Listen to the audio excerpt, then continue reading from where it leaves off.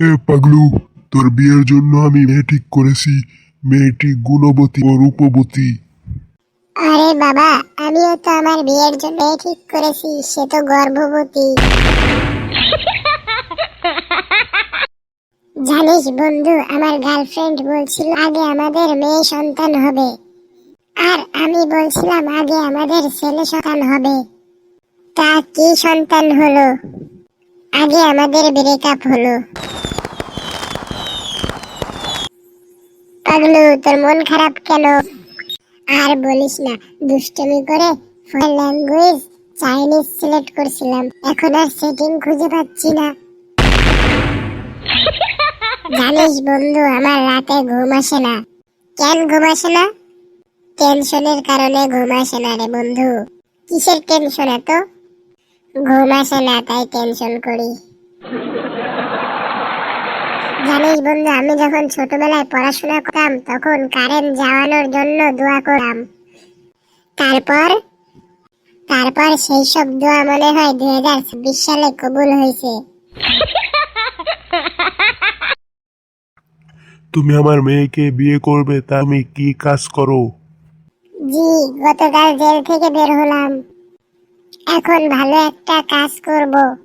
কি, তুই এতদিন জেল খাটার পরে কেন আমার মেয়েকে বিয়ে করতে আসছিস? এতদিন কি ছিলি? একটা লোককে মেরে ফেলেছিলাম। কেন? ওই লোকটি তার মেয়ের সাথে আমার বিয়েতে রাজি হয়নি, তাই।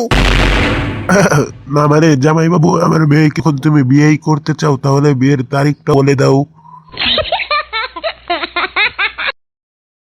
দোস্ত, তোর ফোনটা তো অনেক সুন্দর।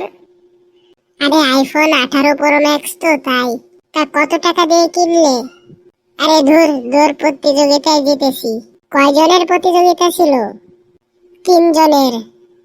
একজন পুরুষ, একজন ফোনের দোকানদার, আর আমি। বলুন আপনার কি সমস্যা? আমার কিছু ইচ্ছে করে না, খাতেও ইচ্ছে করে না, ঘুমাতেও ইচ্ছে করে না, অতএব কিছু করতে ইচ্ছে হয় না। আচ্ছা, এই ওষুধটা নিয়ে যান। আচ্ছা ডাক্তার বাবু, যাই। আরে আরে, কোথায় যাচ্ছেন? আমার টাকাটা তো দিয়ে যাবেন। আরে ডাক্তার বাবু, বললাম তো আমার কিছু দিতে ইচ্ছে হয় না, যেমন আপনার টাকাও দিতে ইচ্ছে করছে না।